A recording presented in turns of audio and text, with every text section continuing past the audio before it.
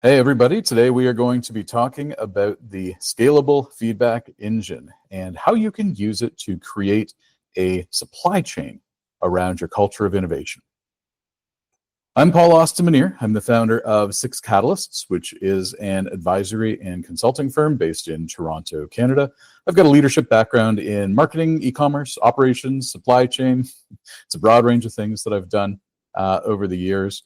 And formerly, I was with smart home pioneer Nanoleaf for about a decade. Before that, I worked in ad agencies. I'm an entrepreneur. I've had two exits, one which went well and one which went the opposite, you might say. Today, I help small but mighty organizations find their footing. I really believe in the power of entrepreneurship to improve communities, and I really want to help those smaller businesses and folks who want to start businesses find their footing and grow.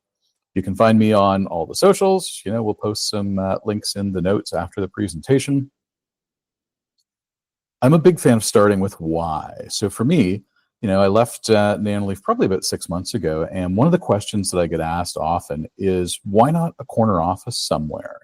Well, I believe that more entrepreneurs in the world means more vibrant communities. Give me a future where you have a whole bunch of small businesses serving local communities versus everybody buying all their stuff from a handful of just giant corporations. I think we're better off with having our own destiny in our control as entrepreneurs. I also have a need to build things. I'm kind of a tinkerer, kind of a builder. That's how I've been my entire career. And I'm not happy unless I've got my hands kind of dirty, my sleeves rolled up, and I'm helping people to build things.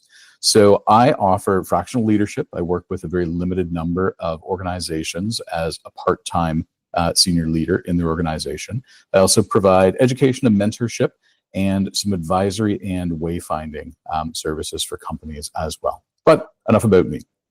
Let's talk about the problem that we're kind of facing, and it's enshittification. And as I'm kind of looking at this, I realize that the screen layout is poorly chosen because there is poop on my head, but we'll move past that. When did you last feel good about most of your experiences with brands? And for many of us, it's tough to really think about when you felt good about those experiences. That's kind of a part of this problem of enshittification of companies and brands that are operating now that are established. There's some kind of things leading into that problem. There's economic transition happening right now en masse. There's a lot of disruption, there's absorption, a lot of mergers and acquisitions, and just change is happening at a very rapid pace. You've got concentration of wealth.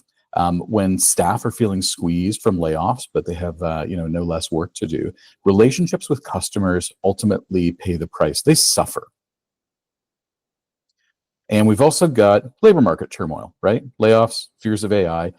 People are kind of a little bit hesitant about what the future will hold. So there aren't investments in customer relationships and service like there were once.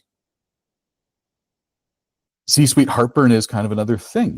There's because of all this, there tends to be rule by spreadsheet. So folks who are in senior leadership positions and they're having a tough time adapting to the changing climate, they tend to look at the numbers alone. And that leads to the optimization of really the wrong things if you want to create high quality relationships with customers and drive that better experience over time to build loyalty. That, of course, as with every problem, brings us to an opportunity. And businesses that are willing to make changes and businesses that are new, they can choose a different path.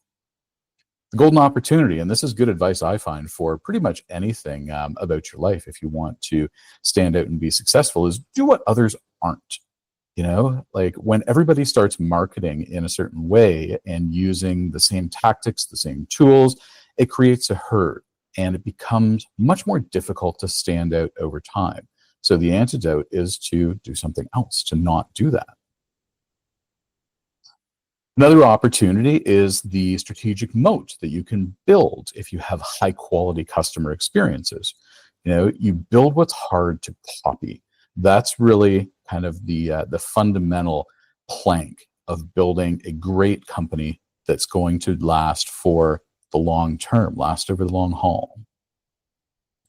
One thing that I find is that a culture of innovation is very hard to copy. A lot of people think that innovation is just a flash of brilliance. It happens by magic, and you capitalize on it forever. That's one way to go about it. But you can do what others aren't. You can choose to create a culture which generates innovation. That's the part that's hard to copy. So the scalable feedback engine, that's the opportunity that we're kind of really talking about here. This is a system that creates a path to openness, to innovate in any organization. It's really a method for systematizing and professionalizing the creation of innovation over time, and that builds your moat. On our agenda for today, we're going to go through this in the fashion of why. Why should I use this system? What is it? And how? How do I build it? How do I implement it? How do I operate it? So starting out with, why should I use the Scalable Feedback Engine system? Well, the first one is you fuel innovation. So if we think about innovation as something that is created by an engine, which rests in a supply chain, this system fuels the innovation within your organization. So the way I like to think about it is, asking for customer feedback and using it to sustain innovation they're different things entirely. And many of you are probably soliciting customer feedback today, but are you using that feedback to drive sustainable advantage for your organization over the long term? If you can absolutely say yes, then by all means, leave the session. I won't hold it against you. Another reason is to avoid fragmentation. Traditional methods of collecting customer feedback, they create fragmentation because you don't really close the loop on them. You might send out a survey and think, great, the survey is out. I'm going to look at the results when they come back. And then that's kind of the end of it. That creates a ton of missed opportunity, I've found over the years. And another final reason is to bridge silos. As a company grows, as an organization grows, silos start to form naturally because you specialize more and more. You create specialized roles, you create teams, departments, and those different groupings, they don't always talk to each other effectively. This system really helps to combat that by bridging the silos. It forces different teams and departments all across the organization to have regular conversations about the customer and about innovation. So why should I use the Scalable Feedback Engine system inside my organization? And is it for me? If you're asking yourself, well, geez, I'm a small company. I have 10 employees, and this sounds like it might be something that's too big for us. I've got good news. It's actually easier to implement this system earlier. You start small, you build the habits, and once the habit becomes second nature for your entire team and you build organizational processes around it, it grows with you. So you can get to that place where you might have 50 or 100 or 200 employees working for you, but the system has grown the entire time, and it's a part of that culture, that organizational DNA that you build. Like I said, it grows with you. Your engine's going to look different with 10 folks working for you than it will with 250 people working for you. And that's okay. That's actually kind of the point. Consistency, is more important than expertise at the very beginning. You don't have to be an expert in doing customer insights research. You just need some dedication, some consistency, and some commitment to the process and improving over time. If you can do that when you're a small company, you're actually much, much better off, positioned better to implement and make use of this system than large companies. Anyone who's tried to do a change management project at a big company knows just how hard it is. So if you start earlier, you avoid that pain down the road. So why does the Scalable Feedback Engine system benefit your customers? Well, there's the power of being heard. And I find that over time, I've found that 90% of frustrated customers are completely diffused. Their anger, their feelings go away when they felt like they've been heard. Feeling heard is really the antidote to feeling ignored in a customer service environment. And this system creates that feeling of being heard just by the nature of it running. You also bring your customers into the business. So for anyone who's familiar with the 5 Ps of marketing, the marketing mix, the fifth P is people. And we tend to think of people as our employees, our stakeholders, external partners, but we don't often think about customers being a part of that P in the marketing mix. And they absolutely are. That P of the marketing mix explicitly includes customers. So this system helps bring customers and those voices into the center of your organization. And that's a very powerful thing as you're growing. Customer centricity, it's also a well-documented success principle. There's been a bit of research by Bain and Company and some stuff coming out of the Harvard Business Review dating back to, even the 1970s, 1980s, indicating that customer-centric companies outperform their peers that aren't customer-centric over time. And Bain and Co. found that the number is quite striking.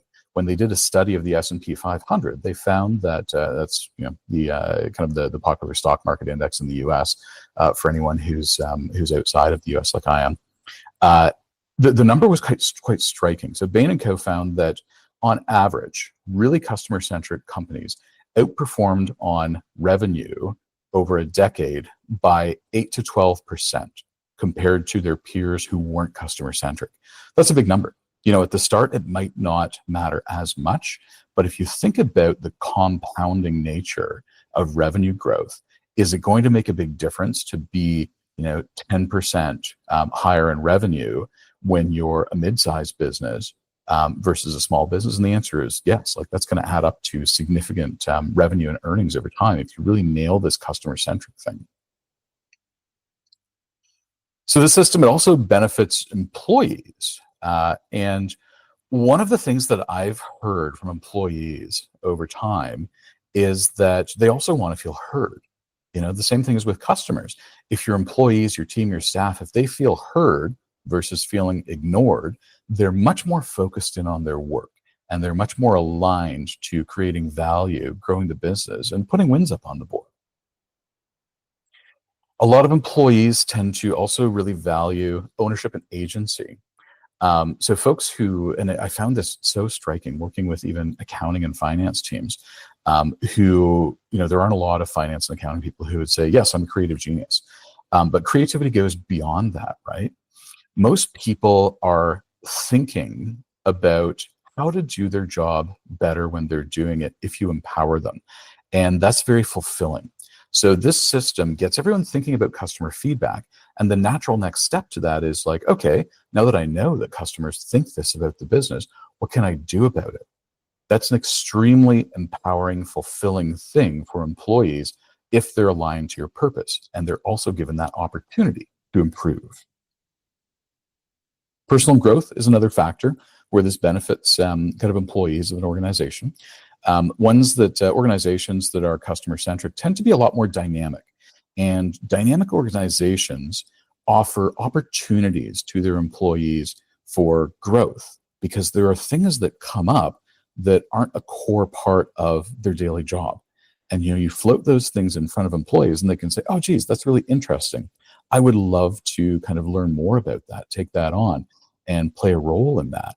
And that gives them a little bit more latitude in their day-to-day, which provides some freshness. And for a lot of folks who work for companies, that feeling of freshness is really something that they value. It makes them more satisfied with the job that they're doing and their employer for providing those opportunities. Moving on, let's talk about the what of the Scalable Feedback Engine. What is it? Before we do that, though, I want to talk about innovation for a minute. What is innovation? This is a word that gets thrown around. A lot of us kind of associate innovation as the seasoned, the only domain, or it's only the domain of giant tech companies, industrial companies that are inventing things, technology companies that are changing the world, AI companies. That's a misconception. It's not the wholly owned domain of big megacorps. Another misconception is that innovation is expensive and out of reach for small organizations. That's also not true. Another misconception is only world-changing innovation truly matters. Also not true. Some of the most powerful innovations inside an organization fly under the radar of the newspapers or social media. They're never really talked about outside of a small group of people. Here's what innovation is. You apply context, creativity, and domain knowledge to solve a problem. That's it. That's what innovation is. There's nothing mysterious about it. And once you take this definition, you think about your organization, you can say, oh, well, innovation is actually this thing that I did this morning. And it was very small, but it was impactful. Or you can say, wow, that was big. It changed a lot of things for the better for many of our customers. That was innovation. If we break ourselves out of this loop of thinking as innovation as something that's out of sight for us, then we're much better off as leaders and as an organization. So the Scalable Feedback Engine then is a system for building innovation into the culture of your organization based in relationships with and feedback from your customers. And customers can be both internal and external. It's not always about the ones who are giving you money. And that encourages curiosity and empowers people. So the Scalable Feedback Engine is a system for building innovation into the culture of your organization based in relationships with and feedback from customers that encourages curiosity and empowers people. How is it structured? Well, like any system, there is a structure to the Scalable Feedback Engine, and we'll go over the different parts in detail in the coming slides. But as an overview, it starts with an internal champion, like a lot of projects. It also includes a surveying layer. This is where you're asking a lot of the questions and you're really contacting and conversing and interacting with customers.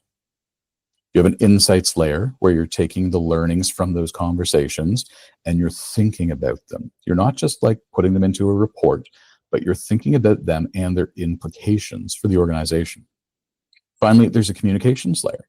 And this is the part where third order interactions happen in the system, where your champion is talking to different stakeholders in your organization about the insights that they have generated from the feedback.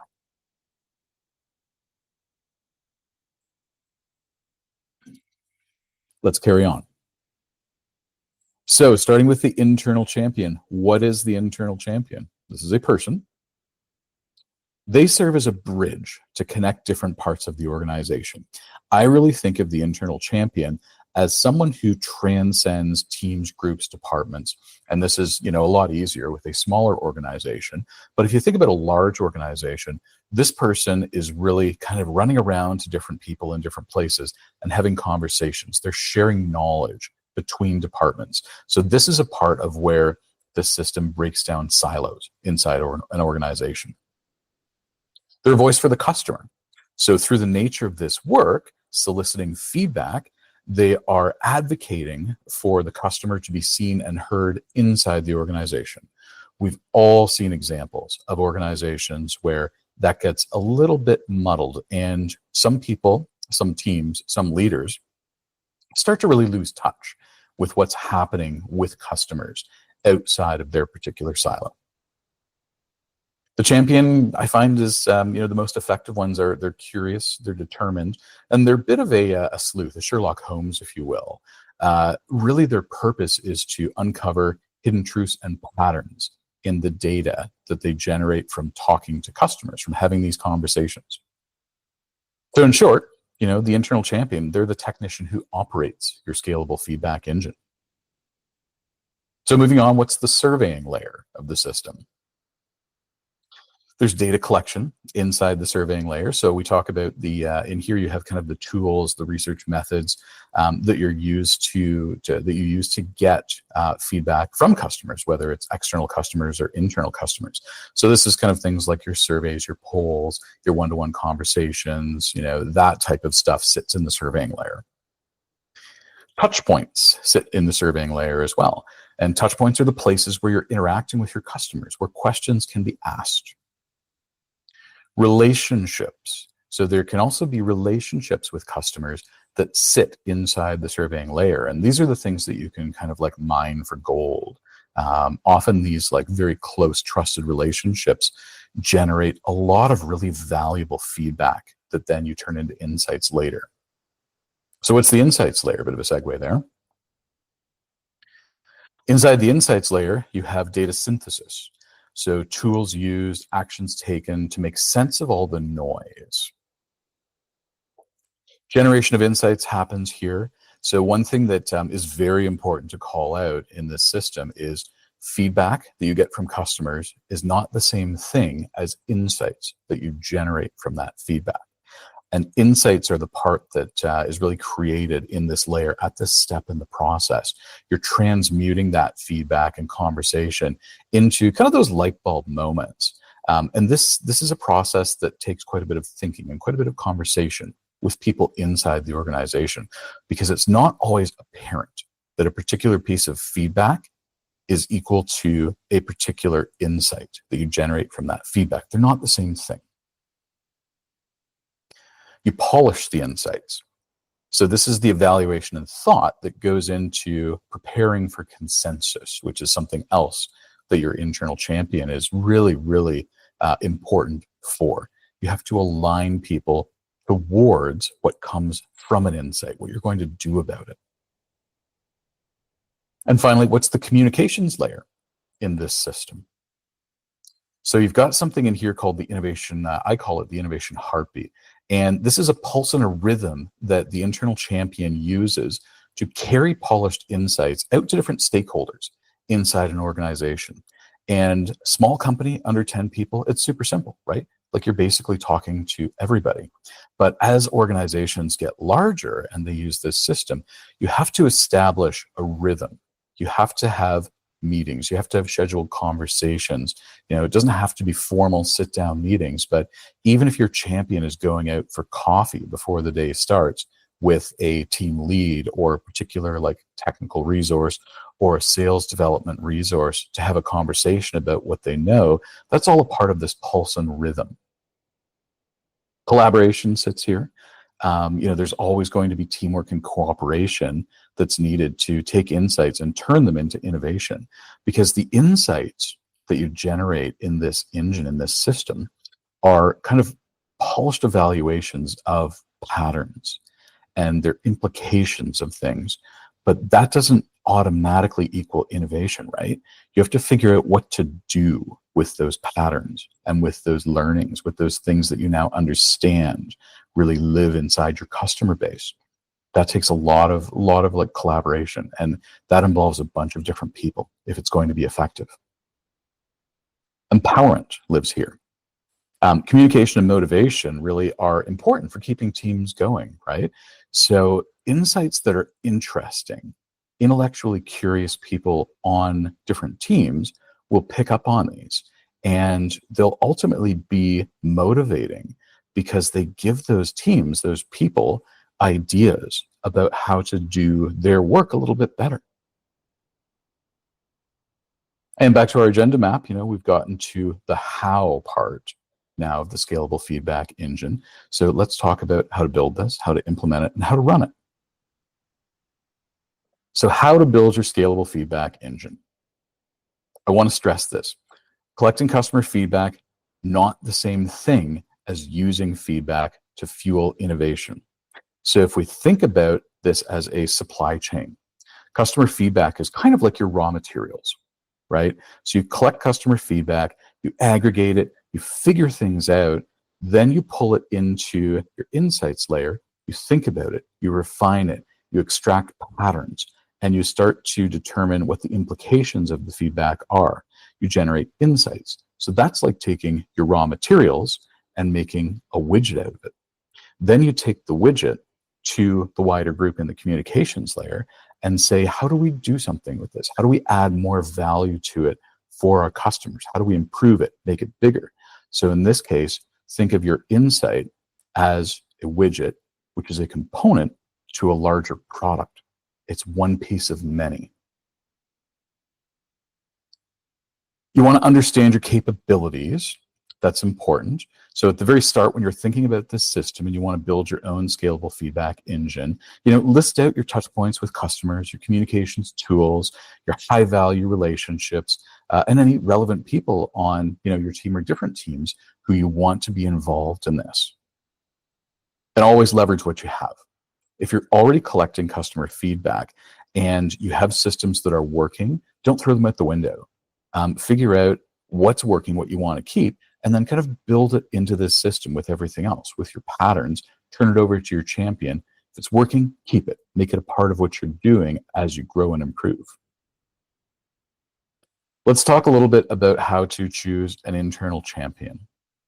So the champion, think of them as a Sherpa. They're carrying feedback from customers, they're guiding its transformation, and they're advocating with the people who can take what you've learned and turn it into positive change, the different stakeholders inside your organization. And I want to stress right now, it kind of sounds like you have to hire a new person to be your internal champion. When you're a smaller organization, you don't, and you shouldn't. You shouldn't put the resources into a dedicated person for this role if you're like a team of 10. Rather, you want a founder or a senior executive, someone who knows the business really well, to assume that role on a part-time basis.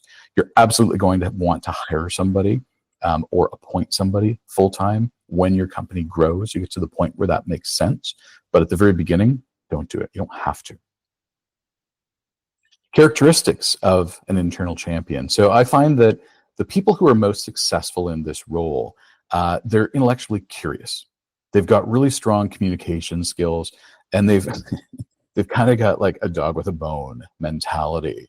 When they have something interesting in their grip, they don't just put it in a folder and let it collect dust. Like they really carry it around, and they advocate for it, and they investigate, they sleuth, they have conversations, and they kind of push people to think about how positive change can come from it. Training and onboarding, this one's kind of important. When you're just starting out and you're one of your founders or a very senior kind of long tenured employee is assuming the role, the mantle of the champion, this isn't really necessary because they kind of know the organization. But if you're hiring or appointing someone who isn't as familiar with the business, job shadowing and cross training are going to really help that champion level up and be better at what they do. I find the most effective internal champions, they really know the organization quite intimately. And that's not to say that they're a subject matter expert in everything, but they know how the relationship map works in the organization. They know the key people. They know the processes. They know what the company does. They know things about the operations. They understand kind of the system as a whole, the organization. So, you don't have to kind of hire like a technical specialist to be this person. I don't think that's probably the right fit. But you do need to have the champion be really familiar with the organization's like bones. Let's talk about how to build the surveying layer now. So select your touch points at first. You want to think about where's it going to be least obtrusive to ask for customer feedback, because you don't want this to be a process that generates friction with the actual operation of your business. So think about where you can collect feedback that's not going to negatively impact customers or put roadblocks in the way of generating revenue and meeting your objectives. Choose your tools. So what are you going to use to do your surveying, your inquisition? Is it like email questions? Is it surveys? Is it like voting up downs of some sort? Pick what you're going to use. And if you're already using tools effectively, don't throw them out just because. Even if you have to modify how you use them, if it's working, if it ain't broke, don't try and fix it. Choose your questions. So what are you asking customers? And I find that you want to blend different types of questions. So you want to blend questions that really look for actionable feedback versus questions that look for kind of baseline feedback. And we'll talk about the difference between those two things in a few slides. Creating your process is also in here. So how frequently you're going to survey. How frequently are you going to report, have conversations with people? How frequently are you going to try and cherry pick insights that you can turn into innovation? Think about all that stuff and map it out, because consistency is one of the most important parts of this whole system. Now, how do we build the insights layer? Again, you want to choose your tools. So what are you going to need to aggregate and analyze data? Feedback, especially when you start collecting it at scale, you start getting a large number of pieces of feedback, you're going to need to aggregate this before it's useful. And you don't want to be doing that by hand. You want to have appropriate tools and automation in place to make that process easier, to give you a head start and a bit of a crutch on analyzing the data, which is where the insights kind of really start to form. You'll want to choose your deputies. So who's going to provide the most useful feedback as like customers and internal stakeholders, and who's going to own the creation of positive change? Your champion's going to need to form really good relationships with these deputies who are helping in the process. And also you want to create that process. So to take feedback and turn it into insights, that's going to require conversation. Your champion needs to feel kind of empowered and free to have conversations and ask questions of their colleagues inside the organization. So what's that look like? Who, what, when, how, and why? All of those questions bear some thought as you're building out your insights layer with your champion. Now let's talk about how to build your communications layer inside the engine. Again, choose your tools, common theme, right? What are you going to need to communicate your champion's findings out to the wider group? So things like if you're using Slack, you're using Microsoft Teams for communication, maybe you have a channel where all of this information kind of gets published in a real-time stream. Maybe it's more appropriate to have weekly or monthly kind of reports that go out by email. Maybe you even just kind of print something up and stick it up on a corkboard in the employee break room. Like, all of those things are communication tools that you want to think about. Choose your megaphone. So communicating your insights is kind of like tuning the engine. How are you going to do that? And this goes hand in hand with the tools question. So what tools you're going to use, but the second part, choosing your megaphone, is how are you going to use them? What are you going to publish? And then create your process. So taking insight and transforming it into innovation, that also requires quite a bit of collaboration, right? Because your champion isn't going to be the person who sits down and says, okay, we heard these 10 things from customers. We identified these 2 patterns. So I've created a new product, go sell it. That doesn't happen with one person. It requires teamwork. Now let's talk about how to operate your scalable feedback engine. So we've got your internal champion, and they're kind of at the center of everything. They're really the technician that's running this thing. They're the point person. First, they're going to ask the questions to customers. So your champion is creating surveys. They're facilitating conversations. They could just even be picking up the phone, sending emails. It really depends on your unique business, but they're the person asking the questions. That's important. They're also then mining the answers.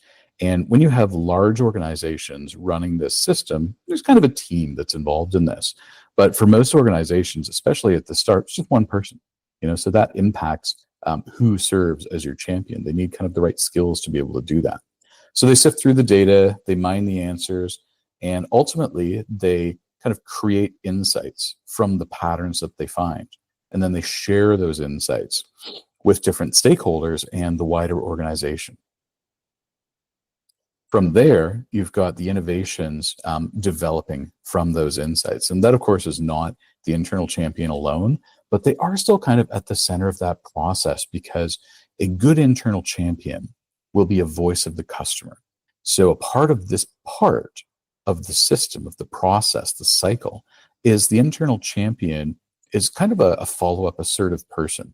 They coordinate, they communicate with different stakeholders, and sometimes they chase. That's not necessarily a bad thing. Some tips on first collecting feedback. Now, here's the difference between baseline and actionable. These are different types of feedback, right? You want to collect a mix. So baseline feedback is things like tracking customer satisfaction or a net promoter score over time. Baseline feedback is typically quantitative. Baseline feedback, typically quantitative in nature. And it's things like, your NPS score is like an 8.5 in one quarter, and then it's an 8.2 in another quarter. Then it's like a 9.3, but then maybe it drops to a 6. When it drops to a 6, you want to figure out why. So these are things that kind of track the performance of the business through the eyes of customers over time. That's your baseline feedback. Innovation doesn't really come from baseline feedback, but it's still important to collect. Actionable feedback is the other type of feedback that you want to look at collecting. And it's generally very qualitative in nature. Like, there can be quantitative questions that support the case for action, but generally with actionable feedback, you're asking customers open-ended questions like, what did you think about this feature? What did you think about this product? What did you think about how this service was delivered? And how could it be better? Those types of questions are the actionable ones that ultimately your champion is going to mine, extract patterns from, turn into insights, and take to stakeholders. Feedback is not always useful. Sometimes you'll get feedback that downright sucks. It happens. Don't get discouraged. Try and think about why you got that feedback. Is there a systemic problem that is preventing you from collecting better feedback? It's not always feedback, too. Sometimes, you'll get feedback that just isn't feedback. And probably the most classic example of this is you send out a survey to a customer, they email back and say, where's my order? Like, that's not feedback, right? But you can use that to build trust and loyalty with customers. So even though it might not kind of be your champion's focus or their job, quote unquote, to kind of handle that, if they do and they coordinate with the right people inside the organization, see to it personally, and communicate with the customer in a way that is respectful, you'll build trust and loyalty with that customer over time. And that is something that not a lot of businesses, organizations are doing. So it fits into that rule of do what others aren't. And that's an opportunity. Now, some tips on generating insights. You're looking for trends. So you're not really looking for like ideas from your customers. You don't want to be asking questions like, what should we do next? Well, actually, you kind of do want to ask that question, but you're not looking for customers to do the work for you. Really, you're looking for patterns, because when you do this type of research, customers aren't always going to be able to vocalize what they want or need. Sometimes you have to kind of figure that out for yourself. You want to answer the unasked questions. It's kind of the second part of that. So insights come from really thinking about the answers that customers provide and the implications of those answers. That's where useful patterns come from. You want to choose what to champion as well. And your internal champion, they'll get good at this over time, but not all of the insights that you generate will make sense to action. They're not always going to be in the best interest of the organization and the wider customer base, and that's okay. You shouldn't build everything that a customer asks for just because they asked for it. That's a great way to misuse your limited resources. So be choosy about what your champion really brings to the group. Okay, some tips on developing innovation. The team sport. Innovation is solving problems, right? So you want to make sure that the ideas kind of flow around the organization openly, and your champion really needs to, and everyone involved really, needs to feel free to ask for help. Consensus has to be built for all of this to go somewhere that's good for your customers ultimately. Advocate for the customer. So even if you don't do exactly what the customer says, that process of listening and providing that the customers are heard, making them feel heard, has incredible value. So what they think and what they say, it's worth sharing inside the organization, even if it doesn't necessarily create action. It's a journey. There's this idea that innovation comes from light bulb moments, and in the garage there was a light bulb moment, and then the world changed 2 seconds later. It doesn't work like that. Innovation it's a journey. So manage your expectations accordingly.